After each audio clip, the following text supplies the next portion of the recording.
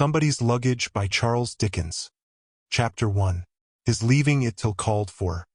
The writer of these humble lines being a waiter, and having come of a family of waiters, and owning at the present time 5 brothers who are all waiters, and likewise an only sister who is a waitress, would wish to offer a few words respecting his calling. First, having the pleasure of hereby in a friendly manner offering the dedication of the same unto Joseph, much respected head waiter at the Slamjam Coffee House, London, Issy, than which a individual more eminently deserving of the name of man, or a more amenable honor to his own head and heart, whether considered in the light of a waiter or regarded as a human being, do not exist. In case confusion should arise in the public mind, which it is open to confusion on many subjects, respecting what is meant or implied by the term waiter, the present humble lines would wish to offer an explanation. It may not be generally known that the person as goes out to wait is not a waiter. It may not be generally known that the hand as is called an extra, at the Freemasons' Tavern, or the London, or the Albion, or otherwise, is not a waiter. Such hands may be took on for public dinners by the bushel, and you may know them by their breathing with difficulty when in attendance, and taking away the bottle ere yet it is half out. But such are not waiters. For you cannot lay down the tailoring, or the shoemaking, or the brokering, or the greengrocering, or the pictorial periodicaling, or the second-hand wardrobe, or the small fancy businesses. You cannot lay down those lines of life at your will and pleasure by the half-day or evening, and take up waitering. You may suppose you can, but you cannot, or you may go so far as to say you do, but you do not. Nor yet can you lay down the gentleman's service when stimulated by prolonged incompatibility on the part of cooks, and here it may be remarked that cooking and incompatibility will be mostly found united, and take up waitering. It has been ascertained that what a gentleman will sit meek under at home, he will not bear out of doors, at the Slamjam or any similar establishment. Then what is the inference to be drawn respecting true waitering? You must be bred to it. You must be born to it. Would you know how born to it, fair reader, if of the adorable female sex? Then learn from the biographical experience of one that is a waiter in the 61st year of his age. You were conveyed, ere yet your dawning powers were otherwise developed than to harbor vacancy in your inside. You were conveyed, by surreptitious means, into a pantry adjoining the Admiral Nelson, civic and general dining rooms, there to receive by stealth that healthful sustenance which is the pride and boast of the British female constitution. Your mother was married to your father, himself a distant waiter, in the profoundest secrecy, for a waitress known to be married would ruin the best of businesses. It is the same as on the stage. Hence your being smuggled into the pantry, and that, to add to the infliction, by an unwilling grandmother. Under the combined influence of the smells of roast and boiled, and soup and gas and malt liquors, you partook of your earliest nourishment.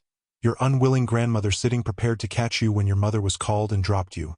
Your grandmother's shawl ever ready to stifle your natural complainings. Your innocent mind surrounded by uncongenial cruets, dirty plates, dish covers, and cold gravy. Your mother calling down the pipe for veals and porks, instead of soothing you with nursery rhymes. Under these untoward circumstances you were early weaned. Your unwilling grandmother, ever growing more unwilling as your food assimilated less, then contracted habits of shaking you till your system curdled, and your food would not assimilate at all. At length she was no longer spared, and could have been thankfully spared much sooner. When your brothers began to appear in succession, your mother retired, left off her smart dressing, she had previously been a smart dresser, and her dark ringlets, which had previously been flowing, and haunted your father late of nights, lying in wait for him through all weathers, up the shabby court which led to the back door of the Royal Old Dust-Bin, said to have been so named by George IV, where your father was head. But the dust-bin was going down then, and your father took but little, excepting from a liquid point of view. Your mother's object in those visits was of a housekeeping character, and you was set on to whistle your father out. Sometimes he came out, but generally not. Come or not come, however, all that part of his existence which was unconnected with open waitering was kept a close secret, and was acknowledged by your mother to be a close secret, and you and your mother flitted about the court, close secrets both of you, and would scarcely have confessed under torture that you know your father, or that your father had any name than Dick, which wasn't his name, though he was never known by any other, or that he had kith or kin or chick or child. Perhaps the attraction of this mystery, combined with your father's having a damp compartment, to himself behind a leaky cistern at the dust-bin, a sort of a cellar compartment with a sink in it and a smell and a plate rack and a bottle rack and 3 windows that didn't match each other or anything else and no daylight, caused your young mind to feel convinced that you must grow up to be a waiter too. But you did feel convinced of it, and so did all your brothers down to your sister. Every one of you felt convinced that you was born to the waitering. At this stage of your career, what was your feelings one day when your father came home to your mother in open broad daylight? Of itself an act of madness on the part of a waiter, and took to his bed, leastwise your mother and family's bed, with the statement that his eyes were devilled kidneys. Physicians being in vain, your father expired, after repeating at intervals for a day and a night, when gleams of reason and old business fitfully illuminated his being. 2 and 2 is 5, and 3 is 6pence. Interred in the parochial department of the neighboring churchyard, and accompanied to the grave by as many waiters of long standing as could spare the morning time from their soiled glasses, namely 1. Your bereaved form was attired in a white neckenketcher, and you was took on from motives of benevolence at the George and Gridiron, theatrical and supper. Here, supporting nature on what you found in the plates, which was as it happened, and but too often thoughtlessly immersed in mustard, and on what you found in the glasses, which rarely went beyond driblets and lemon, by night you dropped asleep standing till you was cuffed awake, and by day was set to polishing every individual article in the coffee-room. Your couch being sawdust, your counterpane being ashes of cigars. Here, frequently hiding a heavy heart under the smart tie of your white neckenketcher, or correctly speaking lower down and more to the left, you picked up the rudiments of knowledge from an extra by the name of Bishops and by calling plate washer and gradually elevating your mind with chalk on the back of the corner box partition, until such time as you used the inkstand when it was out of hand, attained to manhood, and to be the waiter that you find yourself. I could wish here to offer a few respectful words on behalf of the calling so long the calling of myself and family, and the public interest in which is but too often very limited. We are not generally understood. No, we are not. Allowance enough is not made for us. For, say that we ever show a little drooping listlessness of spirits, or what might be termed indifference or apathy. Put it to yourself, what would your own state of mind be, if you was one of an enormous family, every member of which except you was always greedy, and in a hurry? Put it to yourself that you was regularly replete with animal food at the slack hours of 1 in the day and again at 9 p.m., and that the repleter you was, the more voracious all your fellow creatures came in. Put it to yourself that it was your boosiness, when your digestion was well on, to take a personal interest and sympathy in 100 gentlemen fresh, say, for the sake of argument only 100, whose imaginations was given up to grease and fat and gravy and melted butter, and abandoned to questioning you about cuts of this and dishes of that, each of them going on as if him and you and the bill of fare was alone in the world. Then look what you are expected to know. You are never out, but they seem to think you regularly attend everywhere. What's this, Christopher, that I hear about the smashed excursion train? How are they doing at the Italian opera, Christopher? Christopher, what are the real particulars of this business at the Yorkshire Bank?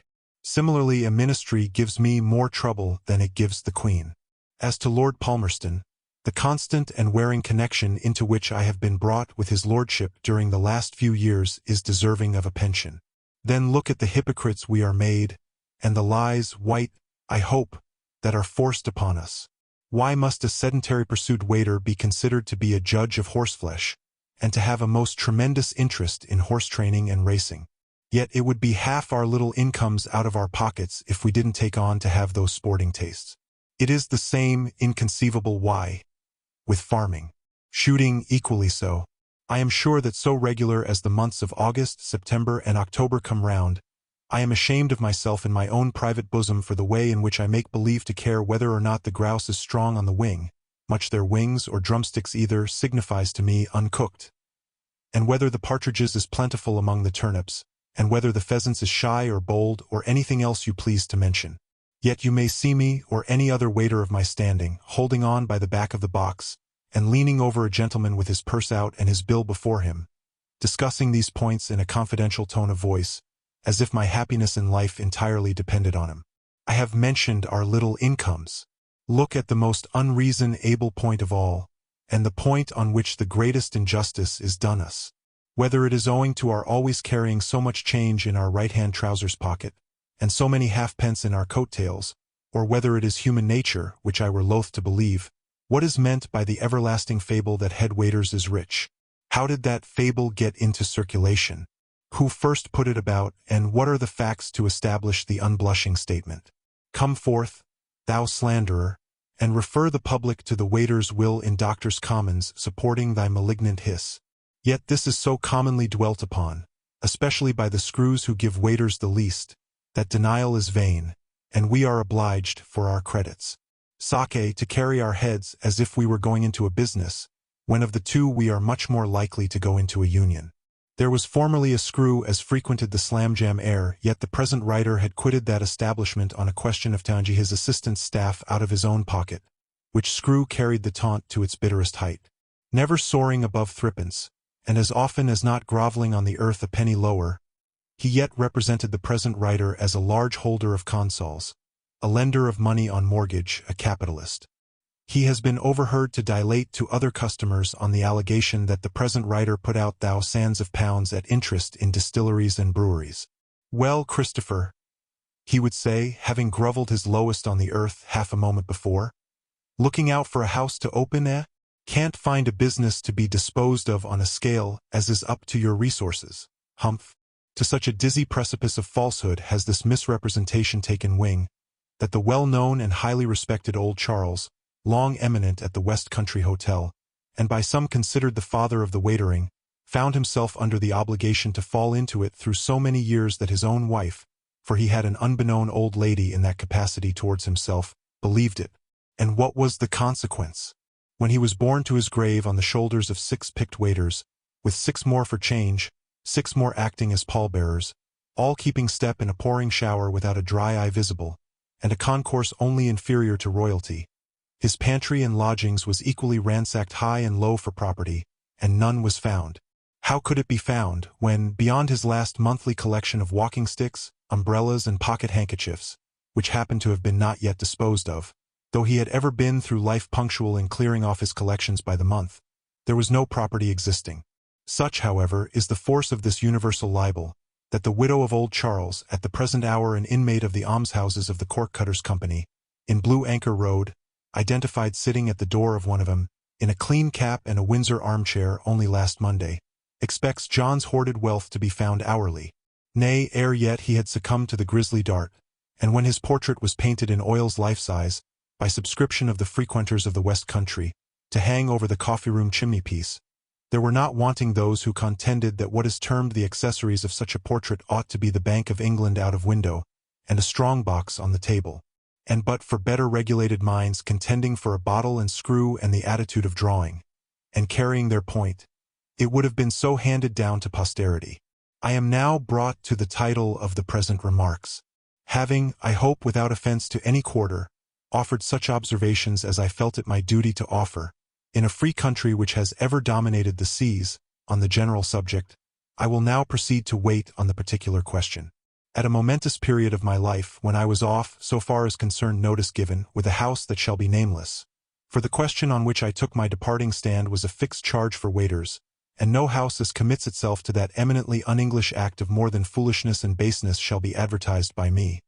I repeat, at a momentous crisis, when I was off with a house too mean for mention, and not yet on with that to which I have ever since had the honor of being attached in the capacity of head, I was casting about what to do next. Then it were that proposals were made to me on behalf of my present establishment. Stipulations were necessary on my part, emendations were necessary on my part. In the end, ratifications ensued on both sides, and I entered on a new career. We are a bed business and a coffee-room business. We are not a general dining business, nor do we wish it. In consequence, when diners drop in, we know what to give 'em as will keep 'em away another time. We are a private room or family business also, but coffee-room principal. Me and the directory and the writing materials and cetera occupy a place to ourselves, a place fended of up a step or two at the end of the coffee-room, in what I call the good old-fashioned style.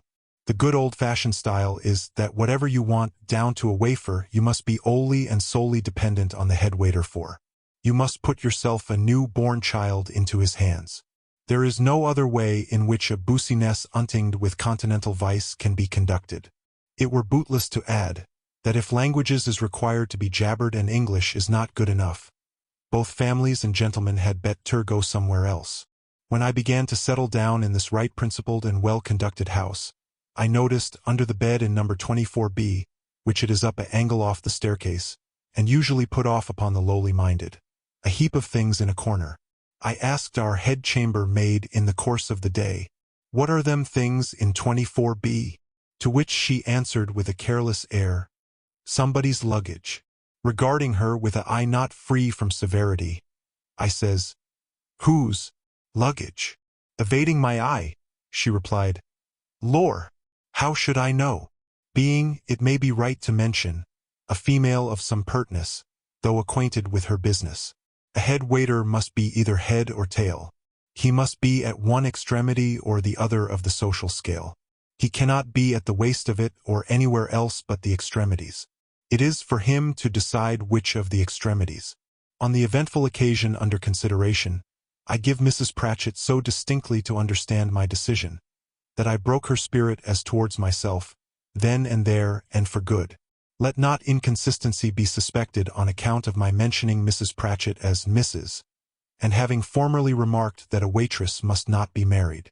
Readers are respectfully requested to notice that Mrs. Pratchett was not a waitress, but a chambermaid.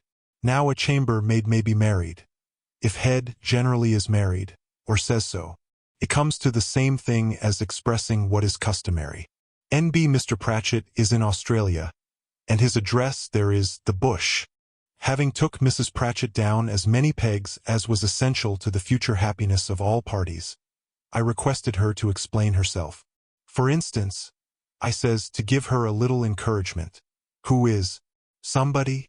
"I give you my sacred honor, Mr. Christopher," answers Pratchett, "that I haven't the faintest notion, but for the manner in which she settled her capstrings, I should have doubted this. But in respect of positiveness it was hardly to be discriminated from an affidavit." "Then you never saw him?" I followed her up with. "Nor yet," said Mrs. Pratchett, shutting her eyes and making as if she had just took a pill of unusual circumference, which gave a remarkable force to her denial, "nor yet any servant in this house. All have been changed, Mr. Christopher, within 5 year, and some body left his luggage here before then." Inquiry of Miss Martin yielded, in the language of the bard of A.1, confirmation strong. So it had really and truly happened. Miss Martin is the young lady at the bar as makes out our bills, and though higher than I could wish considering her station, is perfectly well behaved. Farther investigations led to the disclosure that there was a bill against this luggage to the amount of 216.6. The luggage had been lying under the bedstead of 24B over 6 year. The bedstead is a four-poster with a deal of old hanging and valance, and is, as I once said, probably connected with more than 24BS, which I remember my hearers was pleased to laugh at the time. I don't know why. When do we know why? But this luggage laid heavy on my mind. I fell a-wondering about somebody, and what he had got and been up to. I couldn't satisfy my thoughts why he should leave so much luggage against so small a bill. For I had the luggage out within a day or two and turned it over, and the following were the items: a black portmanteau, a black bag, a desk, a dressing case, a brown paper parcel, a hat box, and an umbrella strapped to a walking stick. It was all very dusty and fluey. I had our porter up to get under the bed and fetch it out, and though he habitually wallows in dust, swims in it from morning to night, and wears a close-fitting waistcoat with black calamanco sleeves for the purpose, it made him sneeze again, and his throat was that hot with it that it was obliged to be cooled with a drink of Alsop's draught. The luggage so got the better of me that, instead of having it put back when it was well dusted and washed with a wet cloth, previous to which it was so covered with feathers that you might have thought it was turning into poultry, and would by and by begin to lay, I say, instead of having it put back, I had it carried into one of my places downstairs. There from time to time I stared at it, till it seemed to grow big and grow little, and come forward at me and retreat again, and go through all manner of performances resembling intoxication. When this had lasted weeks, I may say months, and not be far out, I one day thought of asking Miss Martin for the particulars of the 216.6 total. She was so obliging as to extract it from the books, it dating before her time, and here follows a true copy. Mem. January 1st, 1857. He went out after dinner, directing Luggage to be ready when he called for it. Never called. So far from throwing a light upon the subject, this bill appeared to me, if I may so express my doubts, to involve it in a yet more lurid halo. Speculating it over with the mistress, she informed me that the luggage had been advertised in the master's time as being to be sold after such and such a day to pay expenses, but no farther steps had been taken. I may here remark that the mistress is a widow in her 4th year.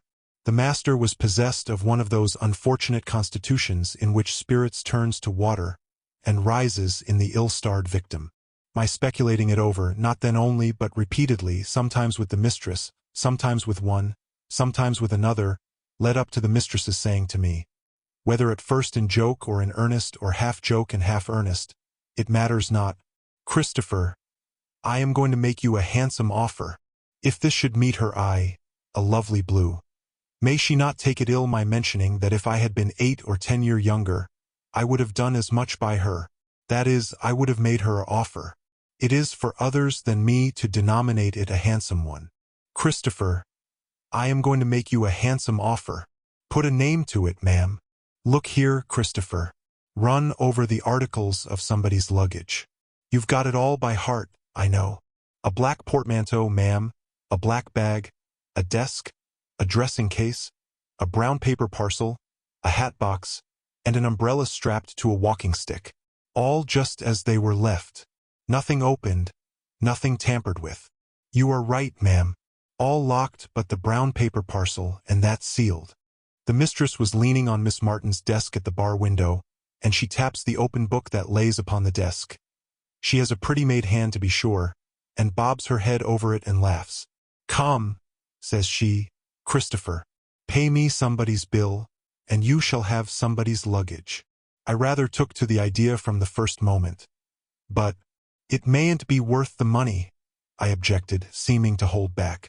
That's a lottery, says the mistress, folding her arms upon the book.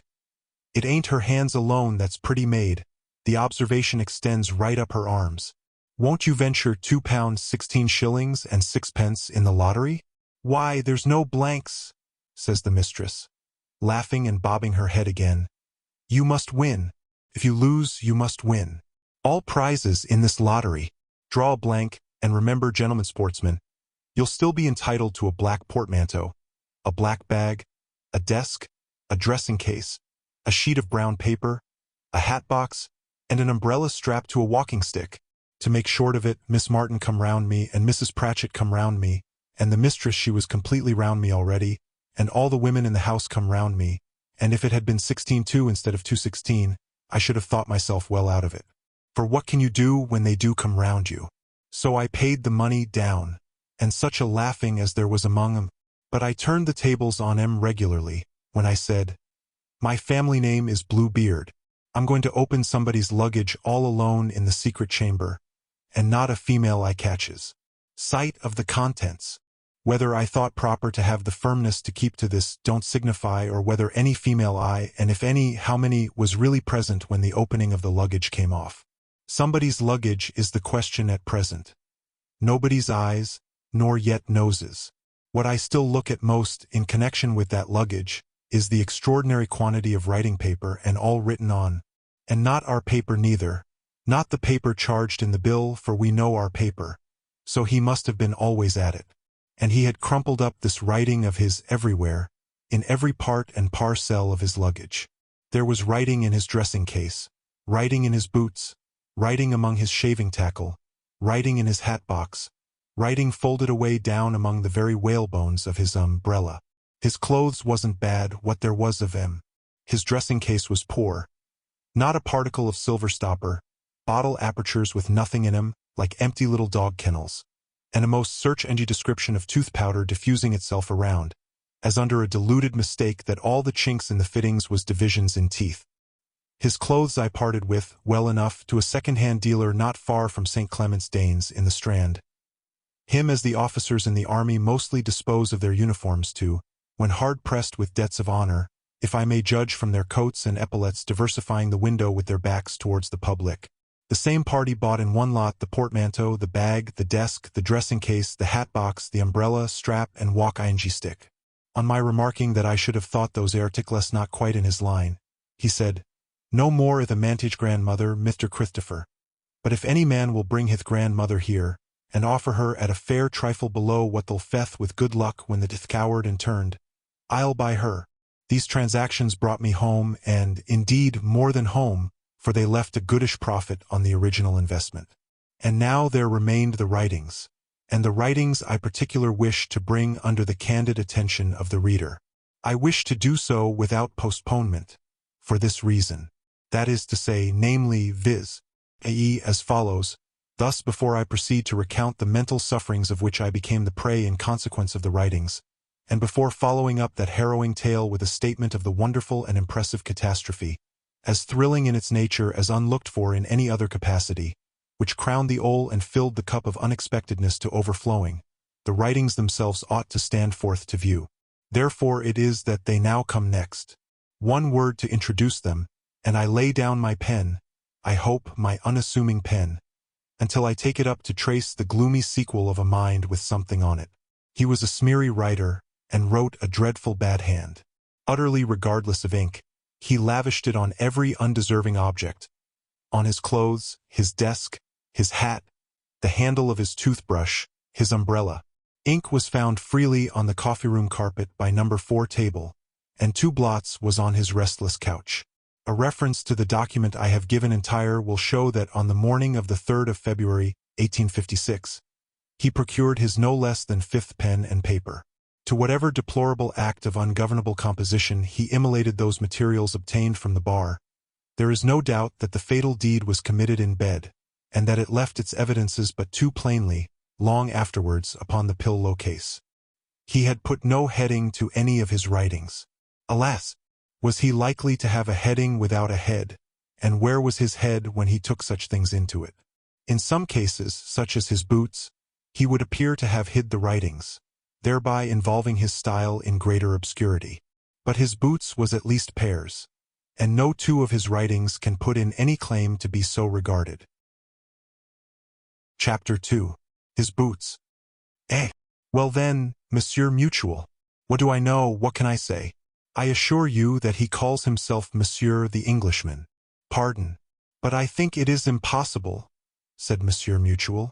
A spectacled, snuffy, stooping old gentleman in carpet shoes and a cloth cap with a peaked shade, a loose blue frock coat reaching to his heels, a large limp white shirt frill and cravat to correspond.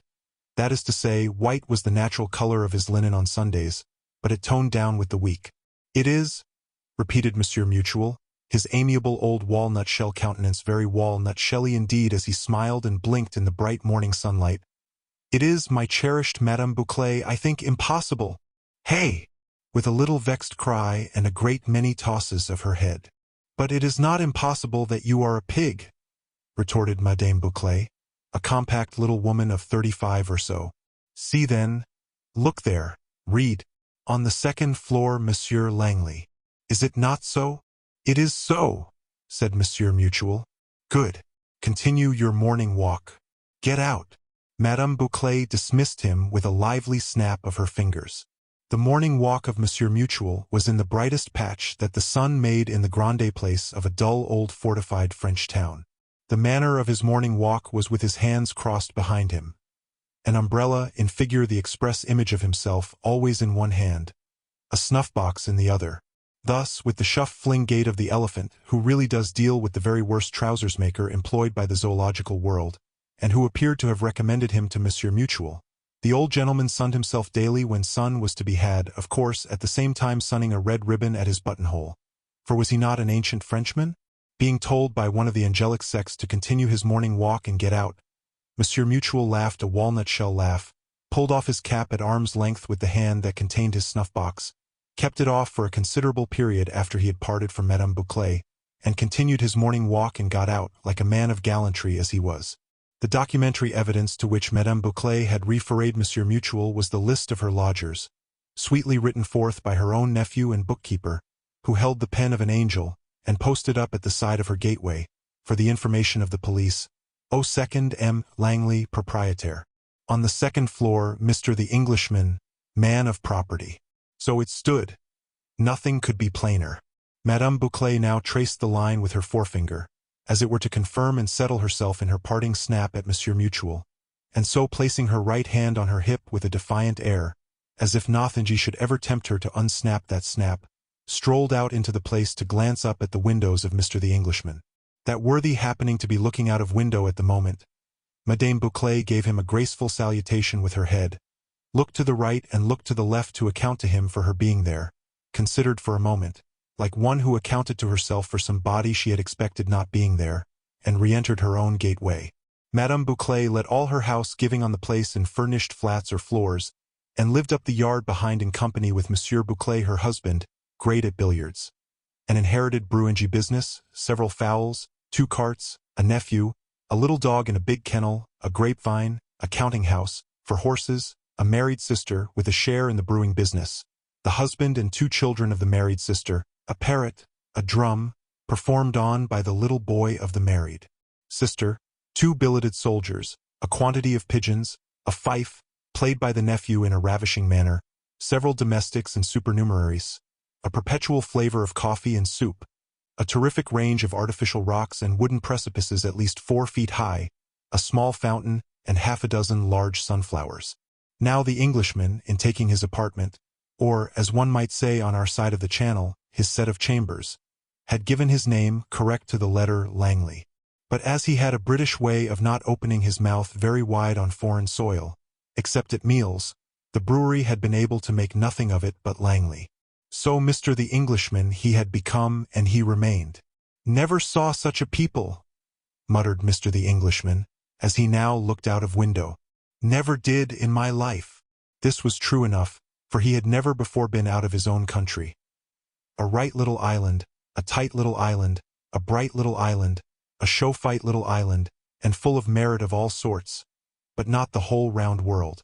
"These chaps," said Mr. the Englishman to himself, as his eye rolled over the place, sprinkled with military here and there, "are no more like soldiers." Nothing being sufficiently strong for the end of his sentence, he left it unended. This again, from the point of view of his experience, was strictly correct.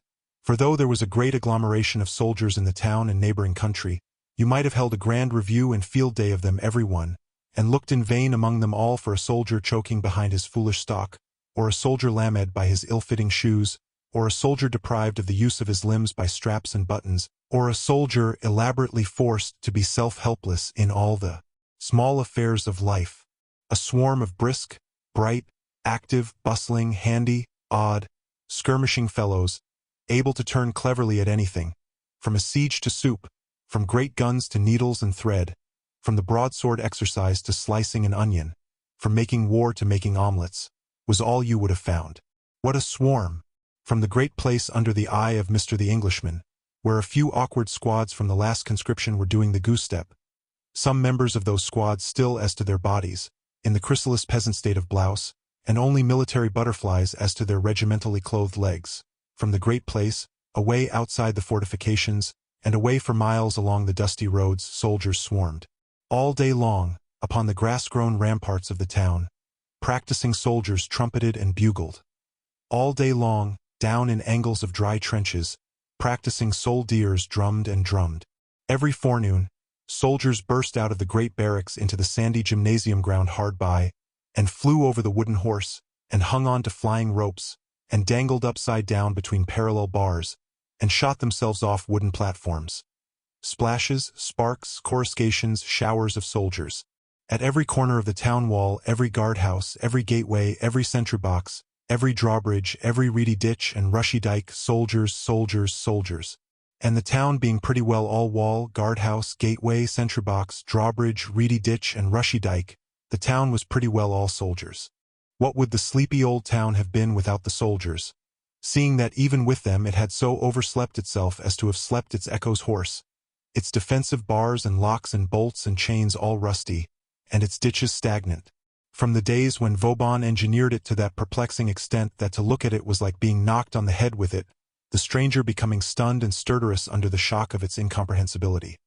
From the days when Vauban made it the express incorporation of every substantive and adjective in the art of military engineering, and not only twisted you into it and twisted you out of it, to the right, To the left, opposite, under here, over there, in the dark, in the dirt, by the gateway, archway, covered way, dry way, wet way, fosse, portcullis, drawbridge, sluice, squat tower, pierced wall and heavy battery, but likewise took a fortifying dive under the neighboring country, and came to the surface 3 or 4 miles off, blowing out incomprehensible mounds and batteries among the quiet crops of chicory and beetroot. From those days to these the town had been asleep, and dust and rust and must had settled on its drowsy arsenals and magazines, and grass had grown up in its silent streets. On market days alone, its great place suddenly leaped out of bed. On market days, some friendly enchanter struck his staff upon the stones of the great place, and instantly arose the liveliest booths and stalls, and sittings and standings, and a pleasant hum of chaff-fearing and huckstering from many hundreds of tongues, and a pleasant, though peculiar, blending of colors, white caps, blue blouses, and green vegetables. And at last the night destined for the adventure seemed to have come in earnest, and all the Vaubynois sprang up awake. And now, by long, low-lying avenues of trees, jolting in white-hooded donkey cart, and on donkey back, and in tumbril and wagon and cart and cabriolet, and afoot with barrow and burden, and along the dikes and ditches and canals in little peak-prowed country boats, came peasant men and women in flocks and crowds, bringing articles for sale. And here you had boots and shoes and sweetmeats and stuffs to wear, and here, in the cool shade of the town hall, you had milk and cream and butter and cheese, and here you had fruits and onions and carrots and all things needful for your soup, and here you had poultry and flowers and protesting pigs, and here new shovels, axes, spades, and billhooks for your farming work, and here huge mounds of bread, and here your unground grain in sacks, and here your children's dolls, and here the cake seller, announcing his wares by beat and roll of drum, and hark, fanfaronade of trumpets, and here into the great place, resplendent in an open carriage, with 4 gorgeously attired servitors up behind, playing horns, drums, and cymbals, rolled the daughter of a physician in massive golden chains and earrings, and blue-feathered hat, shaded from the admiring sun by 2 immense umbrellas of artificial roses, to dispense, from motives of philanthropy, that small and pleasant dose which had cured so many thousands: toothache, earache, headache, heartache, stomachache, debility, nervousness, fits, fainting, fever, ague, all equally cured by the small and pleasant dose of the great physician's great daughter. The process was this: she, the daughter of a physician, proprietress of the superb equipage you now admired with its confirmatory blasts of trumpet, drum, and cymbal, told you so. On the first day after taking the small and pleasant dose, you would feel no particular influence beyond a most harmonious sensation of indescribable and irresistible joy. On the second day you would be so astonishingly better that you would think yourself changed into somebody else. On the third day you would be entirely free from disorder, whatever its nature and however long you had had it, and would seek out the physician's daughter to throw yourself at her feet, kiss the hem of her garment, and buy as many more of the small and pleasant doses as by the sale of all your few effects you could obtain. But she would be inaccessible, gone for herbs to the pyramids of Egypt, and you would be, though cured, reduced to despair.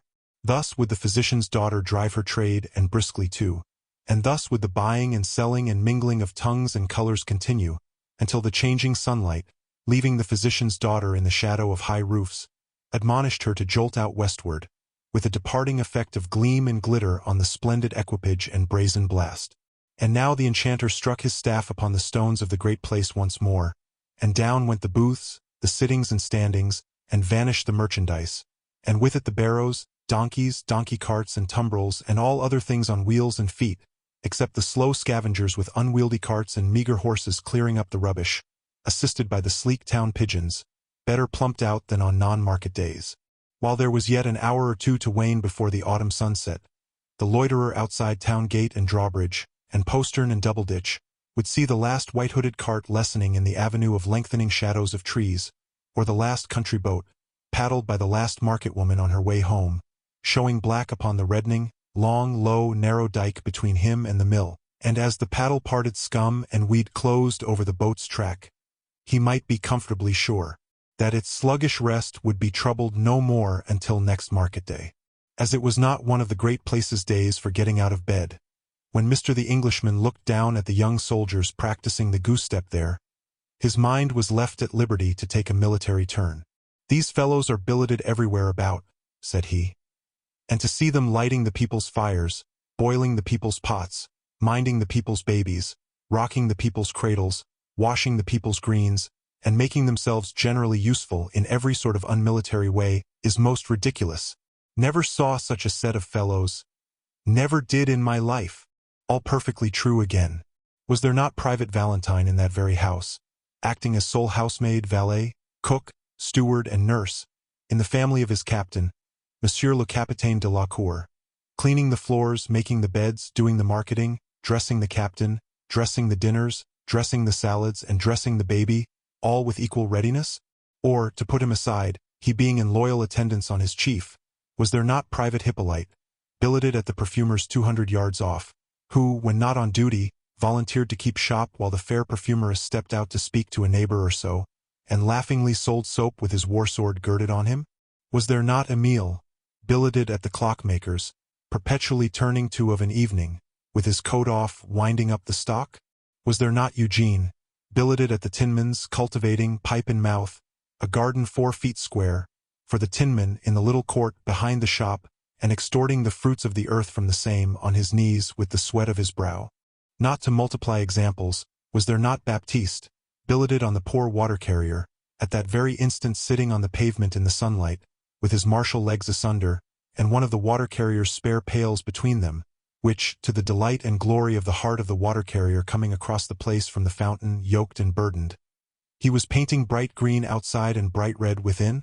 Or, to go no farther than the barber's at the very next door, was there not Corporal Theophile? No, said Mr. the Englishman, glancing down at the barber's. He is not there at present. There's the child, though. A mere mite of a girl stood on the steps of the barber's shop, looking across the place. A mere baby, one might call her, dressed in the close white linen cap which small French country children wear, like the children in Dutch pictures, and in a frock of homespun blue that had no shape except where it was tied round her little fat throat, so that, being naturally short and round all over, she looked, behind, as if she had been cut off at her natural waist, and had had her head neatly fitted on it. There's the child, though. To judge from the way in which the dimpled hand was rubbing the eyes had been closed in a nap, and were newly opened. But they seemed to be looking so intently across the place, that the Englishman looked in the same direction. "Oh," said he presently, "I thought as much. The corporal's there." The corporal, a smart figure of a man of 30, perhaps a thought under the middle size, but very neatly made. A sunburnt corporal with a brown peaked beard, faced about at the moment, addressing voluble words of instruction to the squad in hand. Nothing was amiss or awry about the corporal. A lithe and nimble corporal, quite complete, from the sparkling dark eyes under his knowing uniform cap to his sparkling white gaiters. The very image and presentment of a corporal of his country's army, in the line of his shoulders, the line of his waist, the broadest line of his bloomer trousers, and their narrowest line at the calf of his leg. Mr. the Englishman looked on, and the child looked on, and the corporal looked on, but the last named at his men, until the drill ended a few minutes afterwards, and the military sprinkling dried up directly and was gone. Then said Mr. the Englishman to himself, "Look here, by George!" And the corporal, dancing towards the barber's with his arms wide open, caught up the child, held her over his head in a flying attitude, caught her down again, kissed her, and made off with her into the barber's house. Now Mr. the Englishman had had a quarrel with his erring and disobedient and disowned daughter, and there was a child in that case too. Had not his daughter been a child, and had she not taken angel flights above his head as this child had flown above the corporal's? "He's a national participled fool," said the Englishman, and shut his window. But the windows of the house of memory, and the windows of the house of mercy, are not so easily closed as windows of glass and wood. They fly open unexpectedly. They rattle in the night. They must be nailed up. Mr. the Englishman had tried nailing them, but had not driven the nails quite home. So he passed but a disturbed evening and a worse night. By nature a good-tempered man? No, very little gentleness, confounding the quality with weakness. Fierce and wrathful when crossed? Very and stupendously unreasonable. Moody? Exceedingly so. Vindictive? Well, he had had scowling thoughts that he would formally curse his daughter, as he had seen it done on the stage. but remembering that the real heaven is some paces removed from the mock one in the great chandelier of the theatre, he had given that up, and he had come abroad to be rid of his repudiated daughter for the rest of his life. And here he was. At bottom, it was for this reason, more than for any other, that Mr. the Englishman took it extremely ill that Corporal Théophile should be so devoted to little Bibel, the child at the barber's shop. In an unlucky moment he had chanced to say to himself, "Why, confound the fellow, he is not her father." There was a sharp sting in the speech which ran into him suddenly, and put him in a worse mood. So he had national participled the unconscious corporal with most hearty emphasis, and had made up his mind to think no more about such a mountebank. But it came to pass that the corporal was not to be dismissed. If he had known the most delicate fibers of the Englishman's mind, instead of knowing nothing on earth about him, and if he had been the most obstinate corporal in the grand army of France, instead of being the most obliging, he could not have planted himself with more determined immovability plump in the midst of all the Englishman's thoughts. Not only so, but he seemed to be always in his view. Mr. the Englishman had but to look out of window, to look upon the corporal with little Bibel. He had but to go for a walk, and there was the corporal walking with Bibel. He had but to come home again, disgusted, and the corporal and Bibel were at home before him. If he looked out at his back windows early in the morning, the corporal was in the barber's backyard, washing and dressing and brushing Bibel. If he took refuge at his front windows, the corporal brought his breakfast out into the place, and shared it there with Bibel. Always corporal and always Bibel. Never corporal without Bibel. Never Bibel without corporal. Mr. the Englishman was not particularly strong in the French language as a means of oral communication, though he read it very well. It is with languages as with people. When you only know them by sight, you are apt to mistake them. You must be on speaking terms before you can be said to have established an acquaintance. For this reason, Mr. the Englishman had to gird up his loins considerably before he could bring himself to the point of exchanging ideas with Madame Bouclé on the subject of this corporal and this Bibel. But Madame Bouclé looking in apologetically one morning to remark that, oh heaven, she was in a state of desolation because the lampmaker had not sent home that lamp confided to him to repair, but that truly he was a lampmaker against whom the whole world shrieked out, Mr. the Englishman seized the occasion. "Madam, that baby—" "Pardon, monsieur, that lamp." "No, no, that little girl." "But, pardon," said Madame Bonclet, angling for a clue. "One cannot light a little girl or send her to be repaired?" "The little girl, at the house of the barber." "RHH!" cried Madame Bouclé, suddenly catching the idea with her delicate little line and rod. "Little Bibel? Yes, yes, yes. And her friend the corporal? Yes, yes, yes, yes. So genteel of him, is it not? He is not dash? Not at all. Not at all. He is not one of her relations.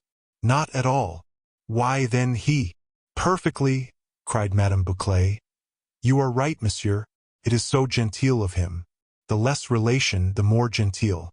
As you say. Is she dash? The child of the barber?" Madame Bouclé whisked up her skillful little line and rod again. "Not at all, not at all. She is the child of, in a word, of no one. The wife of the barber, then dash? Indubitably, as you say. The wife of the barber receives a small stipend to take care of her. So much by the month. Then, it is without doubt very little, for we are all poor here." "You are not poor, madam." "As to my lodgers," replied Madame Bouclé, with a smiling and a gracious bend of her head. "No, as to all things else, so."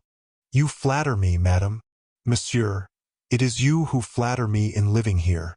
Certain fishy gasps on Mr. the Englishman's part, denoting that he was about to resume his subject under difficulties. Madame Bouclé observed him closely, and whisked up her delicate line and rod again with triumphant success.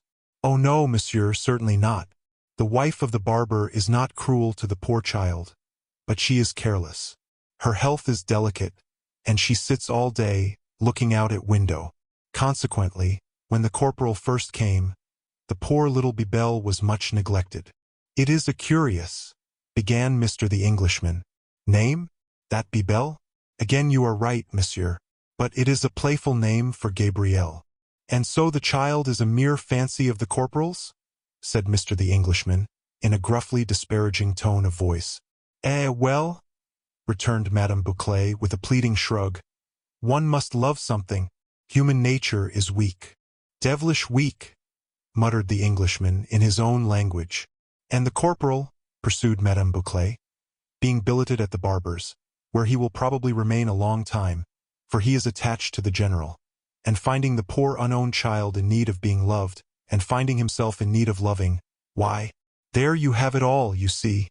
Mr. the Englishman accepted this interpretation of the matter with an indifferent grace, and observed to himself, in an injured manner, when he was again alone, "I shouldn't mind it so much, if these people were not such a national participled, sentimental people." There was a cemetery outside the town, and it happened ill for the reputation of the Vaubynois in this sentimental connection, that he took a walk there that same afternoon. To be sure, there were some wonderful things in it, from the Englishman's point of view, and of a certainty in all Britain you would have found nothing like it. Not to mention the fanciful flourishes of hearts and crosses in wood and iron, that were planted all over the place, making it look very like a firework ground, where a most splendid pyrotechnic display might be expected after dark.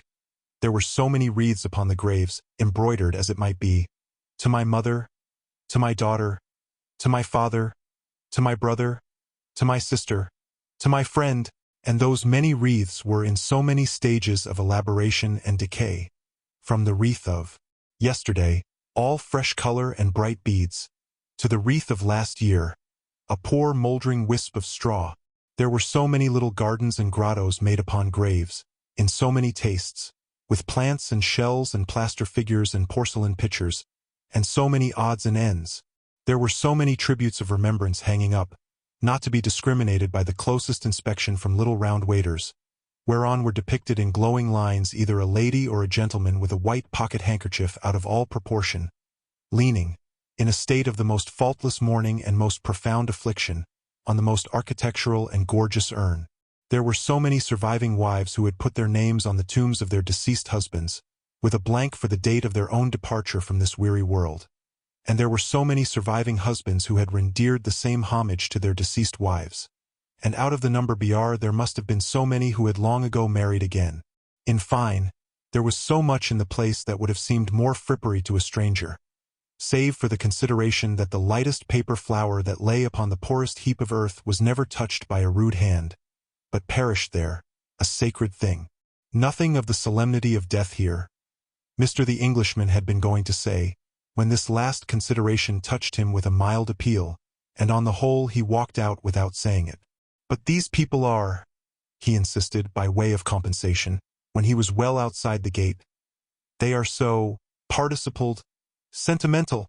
His way back lay by the military gymnasium ground, and there he passed the corporal glibly instructing young soldiers how to swing themselves over rapid and deep watercourses on their way to glory, by means of a rope, and himself deftly plunging off a platform, and flying 100 feet or two, as an encouragement to them to be gin. And there he also passed, perched on a crowning eminence, probably the corporal's careful hands, the small Bibelle, with her round eyes wide open, surveying the proceeding like a wondering sort of blue and white bird. If that child was to die, this was his reflection as he turned his back and went his way, and it would almost serve the fellow right for making such a fool of himself. I suppose we should have him sticking up a wreath and a waiter in that fantastic burying ground.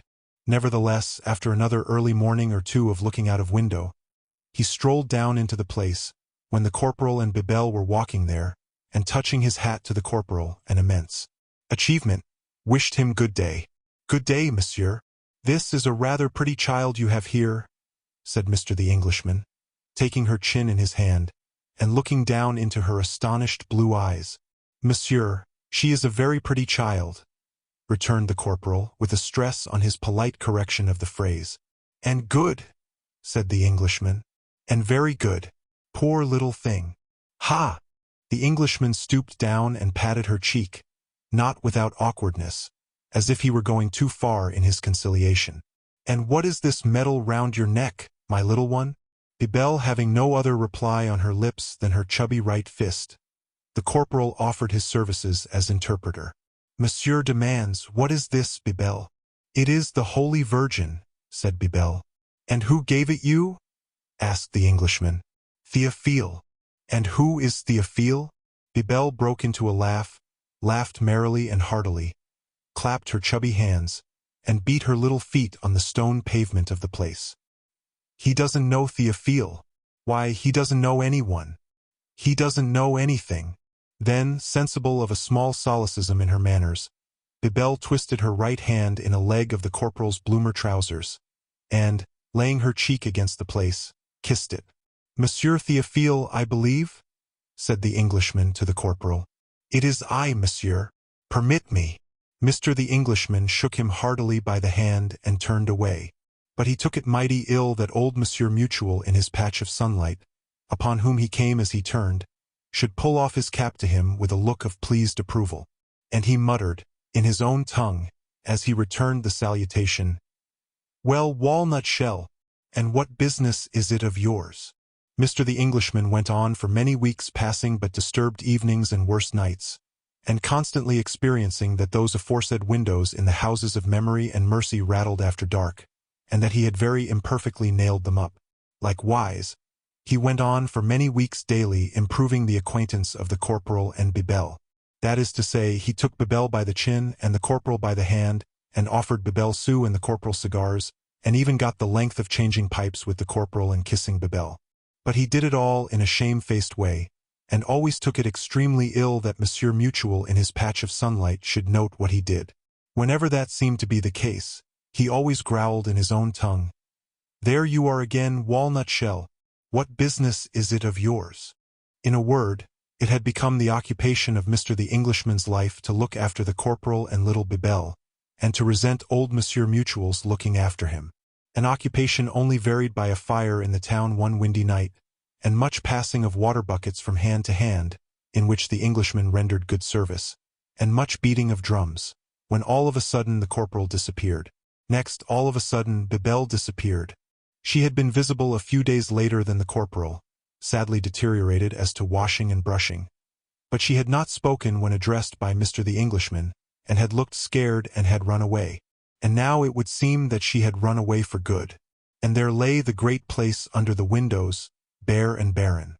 In his shamefaced and constrained way, Mr. the Englishman asked no question of anyone, but watched from his front windows and watched from his back windows, and lingered about the place and peeped in at the barber's shop, and did all this and much more with a whistling and tune-humming pretense of not missing anything, until one afternoon when Monsieur Mutual's patch of sunlight was in shadow, and when, according to all rule and precedent, he had no right whatever to bring his red ribbon out of doors, behold here he was, advancing with his cap already in his hand 12 paces off.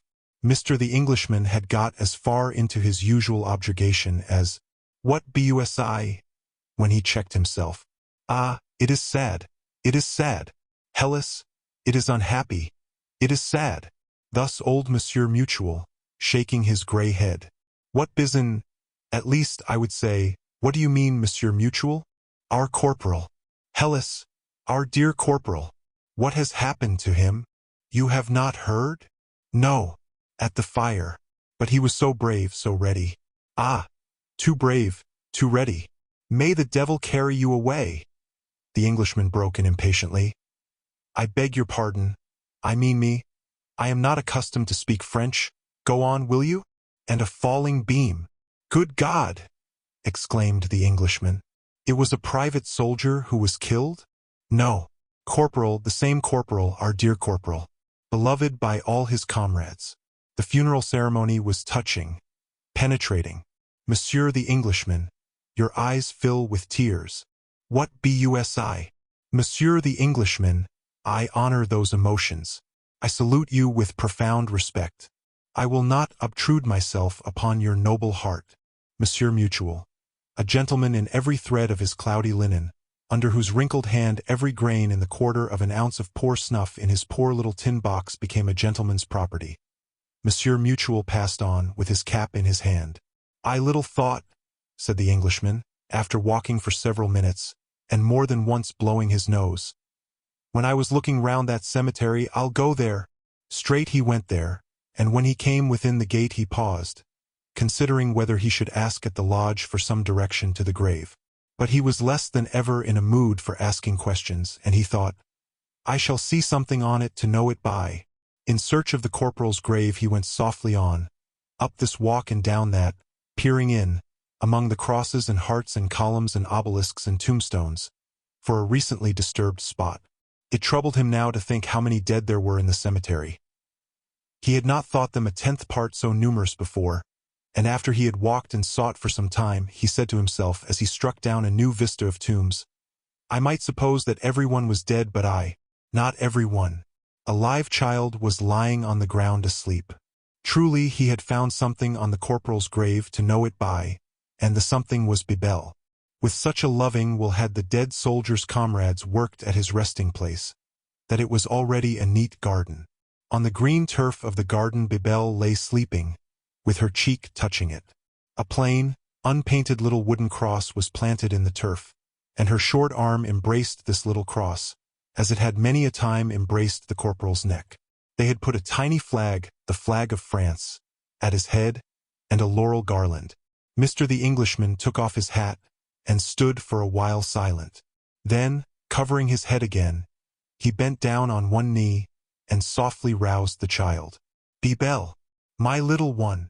Opening her eyes, on which the tears were still wet, Bibel was at first frightened.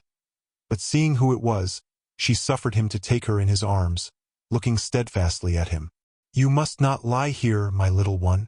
You must come with me. No, no, I can't leave Theophile. I want the good dear Theophile. We will go and seek him, Bibel. We will go and look for him in England. We will go and look for him at my daughter's, Bibel. Shall we find him there? We shall find the best part of him there. Come with me, poor forlorn little one. Heaven is my witness, said the Englishman, in a low voice, as, before he rose, he touched the turf above the gentle corporal's breast, that I thankfully accept this trust. It was a long way for the child to have come unaided. She was soon asleep again, with her embrace transferred to the Englishman's neck. He looked at her worn shoes, and her galled feet, and her tired face, and believed that she had come there every day. He was leaving the grave with the slumbering Bibel in his arms, when he stopped, looked wistfully down at it, and looked wistfully at the other graves around. It is the innocent custom of the people, said Mr. the Englishman, with hesitation. I think I should like to do it. No one sees. Careful not to wake Bibel as he went, he repaired to the lodge where such little tokens of remembrance were sold, and bought 2 wreaths. One, blue and white and glistening silver, to my friend. One of a sober red and black and yellow, to my friend. With these he went back to the grave and so down on one knee again.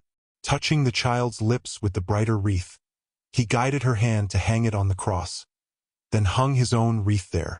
After all, the wreaths were not far out of keeping with the little garden. To my friend, to my friend. Mr. the Englishman took it very ill when he looked round a street corner into the great place, carrying Bibel in his arms, that old Mutual should be there airing his red ribbon. He took a world of pains to dodge the worthy Mutual, and devoted a surprising amount of time and trouble to skulking into his own lodging like a man pursued by justice. Safely arrived there at last, he made Bibel's toilet with as accurate a remembrance as he could bring to bear upon that work of the way in which he had often seen the poor corporal make it, and having given her to eat and drink, laid her down on his own bed. Then he slipped out into the barber's shop, and after a brief interview with the barber's wife, and a brief recourse to his purse and card case, came back again with the whole of Bibel's personal property in such a very little bundle that it was quite lost under his arm. As it was irreconcilable with his whole course and character that he should carry Bibel off in state, or receive any compliments or congratulations on that feat, he devoted the next day to getting his 2 portmanteaus out of the house by artfulness and stealth, and to comporting himself in every particular as if he were going to run away, except, indeed, that he paid his few debts in the town, and prepared a letter to leave for Madame Bouclé, enclosing a sufficient sum of money in lieu of notice. A railway train would come through at midnight, and by that train he would take away Bibel to look for Theophile in England and at his forgiven daughters. At midnight, on a moonlight night, Mr. the Englishman came creeping forth like a harmless assassin, with Bibel on his breast instead of a dagger. Quiet the great place, and quiet the never-stirring streets. closed the cafes, huddled together motionless their billiard balls. Drowsy the guard or sentinel on duty here and there, lulled for the time by sleep, even the insatiate appetite of the office of town dues. Mr. the Englishman left the place behind, and left the streets behind, and left the civilian-inhabited town behind, and descended down among the military works of Vauban, hemming all in. As the shadow of the first heavy arch and postern fell upon him and was left behind, as the shadow of the second heavy arch and postern fell upon him and was left behind, as his hollow tramp over the first drawbridge was succeeded by a gentler sound, as his hollow tramp over the second drawbridge was succeeded by a gentler sound, as he overcame the stagnant ditches one by one, and passed out where the flowing waters were and where the moonlight, so the dark shades and the hollow sounds and the unwholesomely locked currents of his soul were vanquished and set free. See to it, Vauban's of your own hearts, who gird them in with triple walls and ditches, and with bolt and chain and bar and lifted bridge. Raise those fortifications, and lay them level with the all-absorbing dust, before the night cometh when no hand can work. All went prosperously, and he got into an empty carriage in the train, where he could lay Bibel on the seat over against him, as on a couch, and cover her from head to foot with his mantle. He had just drawn himself up from perfecting this arrangement, and had just leaned back in his own seat contemplating it with great satisfaction, when he became aware of a curious appearance at the open carriage window. A ghostly little tin box floating up in the moonlight and hovering there. He leaned forward, and put out his head. Down among the rails and wheels and ashes, Monsieur Mutual, red ribbon and all. "Excuse me, Monsieur the Englishman," said Monsieur Mutual, holding up his box at arm's length, the carriage being so high and he so low. "But I shall reverence the little box forever, if your so generous hand will take a pinch from it at parting." Mr. the Englishman reached out of the window before compliant, and, without asking the old fellow what business it was of his, shook hands and said, "Adieu! God bless you!"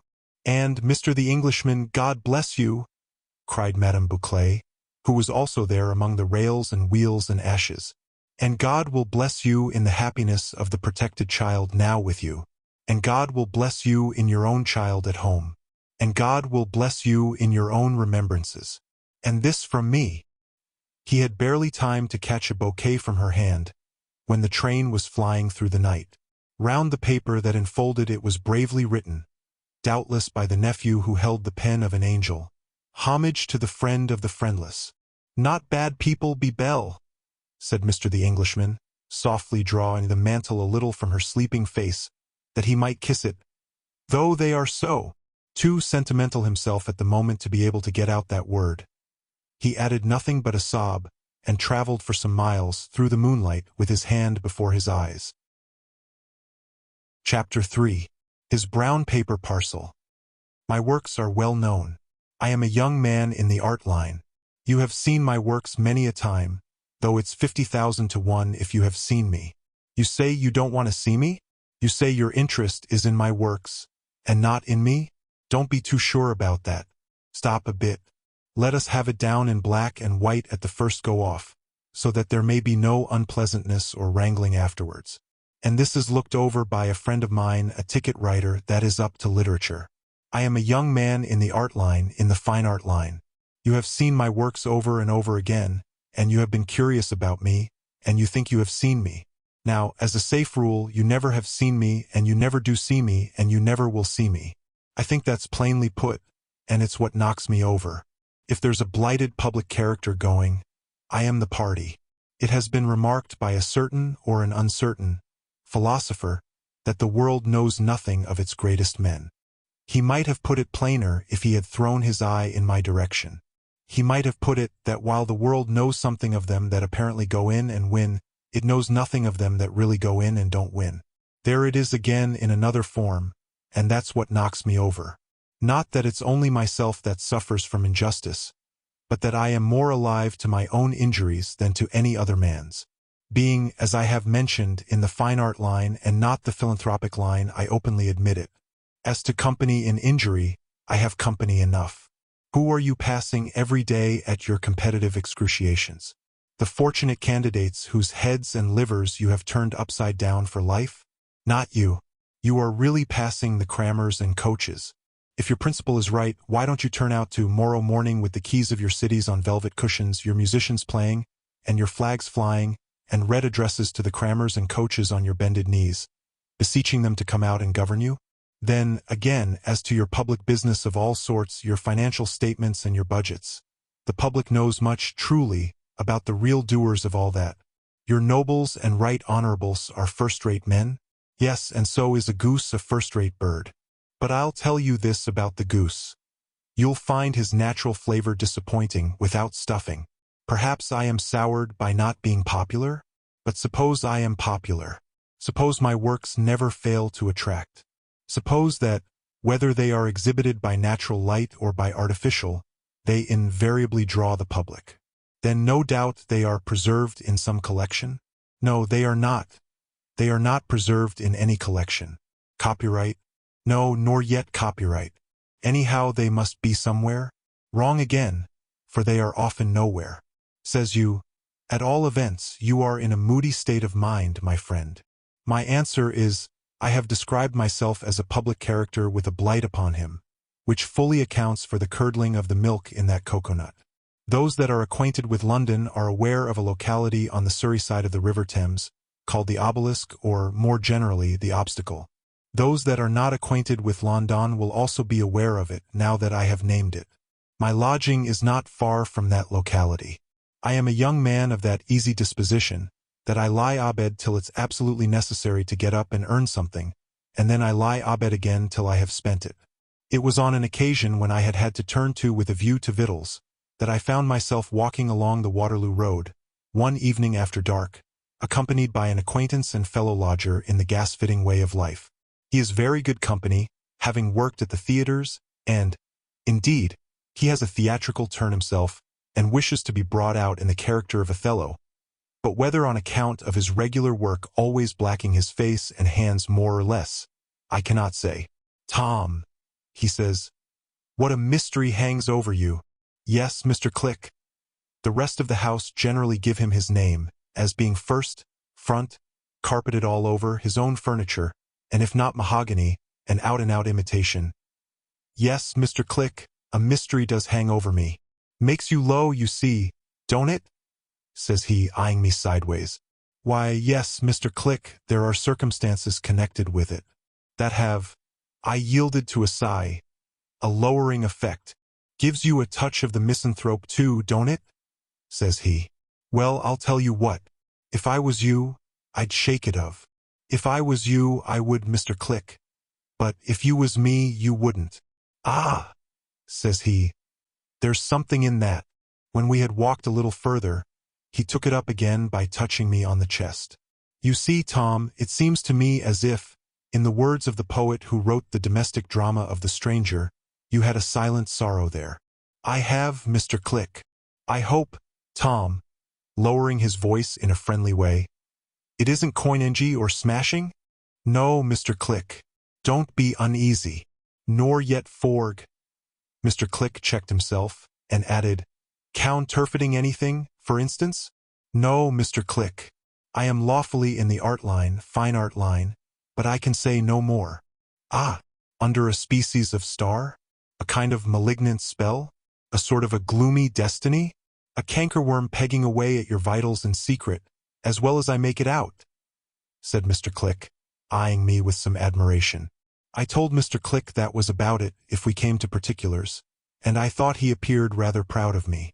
Our conversation had brought us to a crowd of people, the greater part struggling for a front place from which to see something on the pavement, which proved to be various designs executed in colored chalks on the pavement stones, lighted by 2 candles stuck in mud sconces. The subjects consisted of a fine fresh salmon's head and shoulders, supposed to have been recently sent home from the fishmongers, a moonlight night at sea in a circle, dead game, scroll work, the head of a hoary hermit engaged in devout contemplation, the head of a pointer smoking a pipe, and a cherubim, his flesh creased as in infancy, going on a horizontal errand against the wind. All these subjects appeared to me to be exquisitely done. On his knees on one side of this gallery, a shabby person of modest appearance who shivered dreadfully, though it wasn't at all cold, was engaged in blowing the chalk dust off the moon, toning the outline of the back of the hermit's head with a bit of leather, and fattening the downstroke of a letter or two in the writing. I have forgotten to mention that writing formed a part of the composition, and that it also, as it appeared to me, was exquisitely done. It ran as follows in fine round characters. An honest man is the noblest work of God. 1 2 3 4 5 6 7 8 9 0 pounds S.D. Employment in an office is humbly requested. Honor the Queen. Hunger is a 098765432 sharp thorn. Chip chop, cherry chop. Fall de roll de redo. Astronomy and mathematics. I do this to support my family. Murmurs of admiration at the exceeding beauty of this performance went about among the crowd. The artist, having finished his touching and having spoilt those places, took his seat on the pavement, with his knees crouched up very nigh his chin, and halfpence began to rattle in. A pity to see a man of that talent brought so low, ain't it? Said one of the crowd to me. What he might have done in the coach painting or house decorating, said another man, who took up the first speaker because I did not. Why, he writes alone, like the Lord Chancellor, said another man. Better, said another. I know his writing. He couldn't support his family this way. Then, a woman noticed the natural fluffiness of the hermit's hair, and another woman, her friend, mentioned of the salmon's gills that you could almost see him gasp. Then, an elderly country gentleman stepped forward and asked the modest man how he executed his work, and the modest man took some scraps of brown paper with colors in 'em out of his pockets, and showed them. Then a fair-complexioned donkey, with sandy hair and spectacles, asked if the hermit was a portrait, to which the modest man, casting a sorrowful glance upon it, replied that it was, to a certain extent, a recollection of his father. This caused a boy to yelp out, "Is the pinter a-smoking the pipe your mother?" who was immediately shoved out of view by a sympathetic carpenter with his basket of tools at his back. At every fresh question or remark the crowd leaned forward more eagerly, and dropped the halfpence more freely, and the modest man gathered them up more meekly. At last, another elderly gentleman came to the front, and gave the artist his card, to come to his office tomorrow, and get some copying to do. The card was accompanied by sixpence, and the artist was profoundly grateful, and, before he put the card in his hat, read it several times by the light of his candles to fix the address well in his mind, in case he should lose it. The crowd was deeply interested by this last incident, and a man in the second row with a gruff voice growled to the artist, "You've got a chance in life now, ain't you?" The artist answered, sniffing in a very low-spirited way, however, "I'm thankful to hope so," upon which there was a general chorus of "You are all right," and the halfpence slackened very decidedly. I felt myself pulled away by the arm, and Mr. Click and I stood alone at the corner of the next crossing. "Why, Tom," said Mr. Click, "what a horrid expression of face you've got." "Have I?" says I. "Have you?" says Mr. Click. "Why, you looked as if you would have his blood." "Whose blood?" "The artist's." "The artist's," I repeated, and I laughed, frantically, wildly, gloomily, incoherently, disagreeably. I am sensible that I did. I know I did. Mr. Click stared at me in a scared sort of a way, but said nothing until we had walked a street's length. He then stopped short and said, with excitement on the part of his forefinger, "Thomas, I find it necessary to be plain with you. I don't like the envious man. I have identified the cankerworm that's pegging away at your vitals, and it's envy, Thomas." "Is it?" says I. "Yes, it is," says B. "Thomas, beware of envy. It is the green-eyed monster which never did and never will improve each shining hour, but quite the reverse. I dread the envious man, Thomas. I confess that I am afraid of the envious man, when he is so envious as you are. Whilst you contemplated the works of a gifted rival, and whilst you heard that rival's praises, and especially whilst you met his humble glance as he put that card away, your countenance was so malevolent as to be terrific. Thomas, I have heard of the envy of them that follows the fine art line, but I never believed it could be what yours is.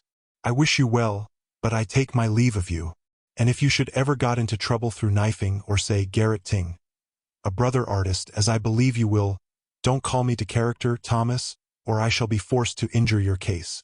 Mr. Click parted from me with those words, and we broke off our acquaintance. I became enamored. Her name was Henrietta. Contending with my easy disposition, I frequently got up to go after her. She also dwelt in the neighborhood of the obstacle, and I did fondly hope that no other would interpose in the way of our union. To say that Henrietta was volatile is but to say that she was woman. To say that she was in the bonnet trimming is feebly to express the taste which reigned predominant in her own. She consented to walk with me. Let me do her the justice to say that she did so upon trial. I am not, said Henrietta, as yet prepared to regard you, Thomas, in any other light than as a friend. But as a friend I am willing to walk with you, on the understanding that softer sentiments may flow. We walked. Under the influence of Henrietta's beguilements, I now got out of bed daily. I pursued my calling with an industry before unknown, and it cannot fail to have been observed at that period, by those most familiar with the streets of London, that there was a larger supply. But hold! The time is not yet come. One evening in October I was walking with Henrietta, enjoying the cool breezes wafted over Vauxhall Bridge. After several slow turns, Henrietta gaped frequently, so inseparable from woman is the love of excitement, and said, "Let's go home by Grosvenor Place, Piccadilly, and Waterloo." Localities, I may state for the information of the stranger and the foreigner, well known in London and the last a bridge. "No, not by Piccadilly, Henrietta," said I. "And why not Piccadilly, for goodness sake?" said Henrietta. Could I tell her? Could I confess to the gloomy presentiment that overshadowed me? Could I make myself intelligible to her? "No, I don't like Piccadilly, Henrietta." "But I do," said she. "It's dark now, and the long rows of lamps in Piccadilly after dark are beautiful. I will go to Piccadilly." Of course we went. It was a pleasant night, and there were numbers of people in the streets. It was a brisk night, but not too cold, and not damp. Let me darkly observe it was the best of all nights for the purpose.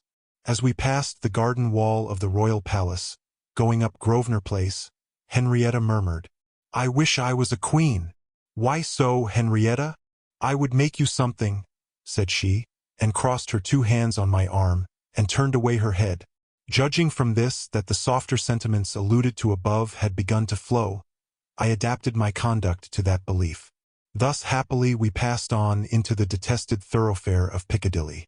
On the right of that thoroughfare is a row of trees, the railing of the Green Park, and a fine, broad, eligible piece of pavement. "Oh my!" cried Henrietta presently. "There's been an accident." I looked to the left and said, "Where, Henrietta?" "Not there, stupid," said she. "Over by the park railings, where the crowd is." "Oh no, it's not an accident. It's something else to look at. What's them lights?" She referred to two lights twinkling low amongst the legs of the assemblage. Two candles on the pavement.